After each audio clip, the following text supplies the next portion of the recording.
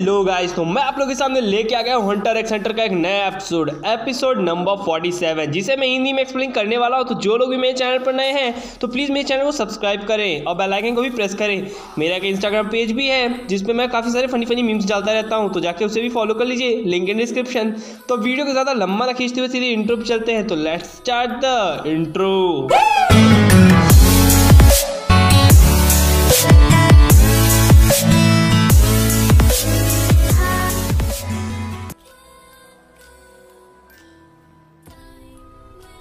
तो इस एपिसोड के पहले सीन में हमें दिखाया जाता है यूवोजीन को, जो कि टॉयलेट कर रहा होता है और दोनों ही बाहर आ चुके होते हैं उस बिल्डिंग से किसी बंजर धरती पर लड़ाई करने के लिए।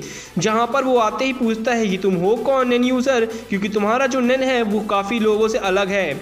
मैंने काफ़ी लोगों से फाइटिंग की लेकिन तुम्हारा नेन काफ़ी ज़्यादा अलग लग रहा है। जहाँ पर वो बोलता है क्यूराटा क्लैन के बारे में तुम तो जानते ही होगे, जहाँ पर तुमने उन सभी को ख़त्म कर दिया था। यहाँ पर वो बोलता है कि मुझे ऐसा कुछ भी याद नहीं। यहाँ पर वो बोलता है स्कारलेट आई स्मॉल क्लैन था जहाँ पर तूने उसको भी ख़त्म कर दिया। यहाँ पर वो बोलता है ओह, तो तुम मुझसे बदला लेने के लिए आए हो यहाँ पर, ठीक है तो फाइटिंग चालू करते हैं। यहाँ पर वो अपना चाकरा ऑरा बढ़ा देता है और यहाँ पर वो फाइटिंग करने के लिए रेडी होता है। आसपास की पूरी धरती फटने लगती है। यहाँ पर हमें दिखाया जाता है रिपिका ने भी अपने नैन को बढ़ा लिया है और वो फाइटिंग करने के लिए रेडी है। यहाँ पर वो एक ज़बरदस्त पंच मारता है जहाँ पर पूरी तरह से धूल धूल हो जाता है। क्योरपिका भी उस हमले को डॉच कर लेता है और वो लगभग बचा होता है उस हमले से। तभी वो आता है और बोलता है इस बार तुम नहीं बच पाओगे। जहाँ पर वो फिर से उस पर पंच मारने के लिए आता है, वो फिर से डॉच करता है, खुद को बचाता है और उस पर चेन से हमला करता है। जहाँ पर वो चेन से बचने के लिए स्लोप से नीचे की तरफ स्लिप कर जाता है।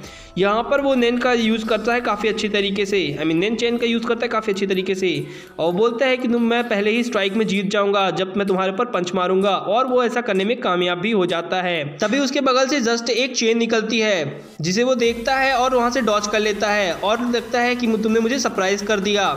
तभी वहाँ से धूल हटता है और हमें दिखाया जाता है क्योरपिका को, जो कि हंसते हुए वहाँ पास से आ रहा होता है। ये देखकर वो काफ़ी ज़्यादा हैरान होता है कि मेरे हमले से कोई कैसे बच सकता है, क्योंकि इस जो हमले पर वो मर सकता था। जहाँ पे उसे समझ में आता है कि उसने मैनिपुलेट और कंज्यूरर दोनों एक ही साथ इस्तेमाल किया, जिसकी वजह से वो वहाँ पास से बच गया।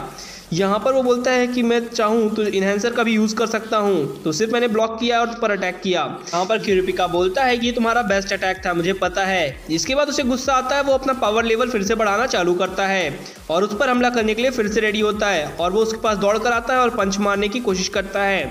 तभी वहाँ से क्योरपिका हट जाता है और उसके पीछे की तरफ से निकलता है और उस पर खिंचा के एक मुक्का मारता है।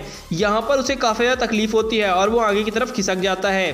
तभी हमारा क्योरपिका वापस से आता है और उस पर ज़बरदस्त एक किक मारता है। यहाँ पर वो बोलता है कि शिट, वो बच कैसे गया। यहाँ पर वो बोलता है कि ठीक है अब मेरी बारी। यहाँ पर से वो फिर से दौड़ना चालू करता है उस पर मारने के लिए, लेकिन क्योरपिका वहाँ से हटता है और ज़बरदस्त खिंचा के इस बार फिर से लात मारता है उसकी पीठ पर। यहाँ पर यूवोजिन काफ़ी ज़्यादा तकलीफ में आ जाता है और उसकी पीठ पर काफ़ी ज़्यादा चोट लग चुकी थी, जिसके बाद वो अपने हाथ से उसके मारने की कोशिश करता है, लेकिन क्योरपिका तब तक दूर हो चुका होता है। यहाँ पर यह बोलता है कि ये सिर्फ एक वेस्टिंग ऑफ टाइम है, मैं तुम्हें काफ़ी जल्दी हरा दूंगा। जहाँ पर वो और भी ज़्यादा गुस्से में आ जाता है और बोलता है मैं तुम्हें हरा कर दिखाऊंगा। यहाँ पर वो बोलता है तुम्हारा ऑरा काफ़ी ज़्यादा अच्छा है, मुझे पसंद आया। यहाँ पर वो एक पंच मारते हैं और चारों तरफ धूल धूल हो जाती है। क्योरपिका समझ नहीं पाता कि वो किस तरफ से अब हमला करने वाला है। क्योरपिका चारों तरफ देखता है और उसे पता चलता है कि उसने उसके पीछे तरफ से आया हमला करने के लिए, और वो ये काफ़ी ज़्यादा सरप्राइजिंग अटैक था, जिसपे बाद वो पंच मारता है और क्योरपिका का हाथ वहीं पर फ्रैक्चर हो जाता है। यहाँ पर वो हंस रहा होता है और कहता है कि इस बार मैं तुम पर मारने पे कामयाब हुआ और तुम्हारा लेफ्ट हैंड मैंने फ्रैक्चर कर दिया, क्योंकि मुझे समझ में आ गया है कि तुम्हारा सिर्फ राइट हैंड ज़्यादा चलता है। जिसके बाद हमें पता चलता है कि यूवोजिन जो है उसकी चेन में कैद हो चुका है। यहाँ पर वो समझ नहीं पाता कि ऐसे कैसे हो गया। तभी वो बोलता है कि मैं कामयाब हुआ, मुझे पता था कि तुम ऐसा ही कुछ करोगे, इसलिए मैंने पहले ही प्लान बना लिया था। जिसके बाद वो नीचे पे उतरता है और बताता है कि मैंने इस बार कंज्यूरर नैन का यूज़ किया और तुम्हें एक पूरे चेन से बांध दिया। और यूवोजिन समझ नहीं पाता और उसे फिर फ्लैशबैक में दिखाई जाती है, जहाँ पर वो दिखाया जाता है कि क्योरपिका ने जब उस पर पीठ पर पंच किया, किक मारा था, तब उसने ऑलरेडी एक चेन को बांध दिया था उसकी बॉडी पर, और जब उसने उसके हाथ पर हमला किया तब उसने उसके पैरों पर वही चेन बांध दी होती है।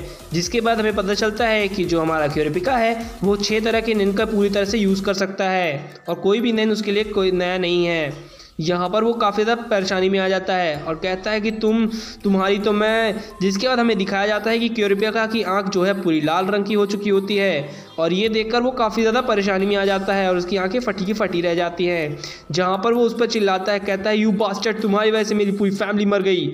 यहाँ पर वो अपना यूज़ करने लगता है और उस चेन को तोड़ने की काफ़ी ज़्यादा कोशिश करता है, लेकिन उसका ऑरा जो था वो बाहर नहीं आ पाता और वो थक जाता है। जिसके बाद क्यूरिपिका बताता है कि तुम उस ऑरा को बाहर नहीं निकाल सकते हो। यहाँ पर हमें पता चलता है उसकी फुल पोटेंशियल और बताता है ये है मेरी पावर। और जिसके बाद वो दिखाया जाता है यूवोजीन को, जो कि काफ़ी ज़्यादा दिक्कत में लगता है। यहाँ पर क्यूरिपिका बैक स्टोरी में जाती है और वो बताने लगता है, जहाँ पर उसके मास्टर ने उसको बता रहा होता है कि कोई भी कंज्यूरर चेन को आसानी से नहीं तोड़ सकता। यहाँ पर वो सारी बातें उसे रिवील कर रहा होता है। तभी वो उठकर वहाँ से जाने लगता है इस जॉब के लिए। तभी उसका मास्टर उसे रोकता है और बताता है कि तुम वहाँ इतनी जल्दी नहीं जा सकते हो, मैंने अभी कुछ ख़त्म नहीं किया है बताना। यहाँ पर वो बोलता है कि ये सारी चीज़ें पॉइंटलेस है। यहाँ पर उसका मास्टर बोलता है कि ठीक है, मैं तुम्हें कुछ बताता हूँ कंज्यूरर के बारे में कि जो इसके तुम काफ़ी क्लोज हो। यहाँ पर वो कंडीशंस को सुनता है और वहाँ पर आ जाता है। यहाँ पर वो बताता है कि अगर तुम इन सभी को फॉलो करोगे तुम्हारे जीतने के चांसेस ज़्यादा होंगे स्पाइडर्स के खिलाफ, क्योंकि कंज्यूरर चेन को कोई तोड़ना मामूली बात नहीं है। यहाँ पर उसकी एक मतलब फॉर्मूला दिखाता है जो कि इंक्रीज़ करता है उसके चक्रा को। यहाँ पर हमें दिखाया जाता है उसकी टेक्निक्स को और यहाँ पर उसका नैन बढ़ जाता है।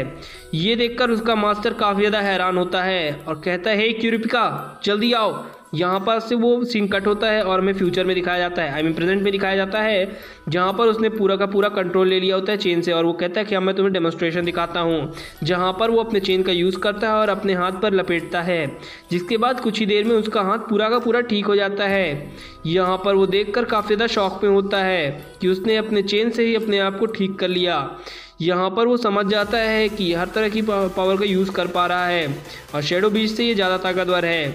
यहाँ पर वो बताता है कि जब तुम्हारा दोस्त तुम्हारे बारे में तारीफ़ कर रहा था तभी मैं समझ गया था कि तुम किस तरह के हो और तुमने मारने पर तुम्हें लोगों को रहम नहीं आता है।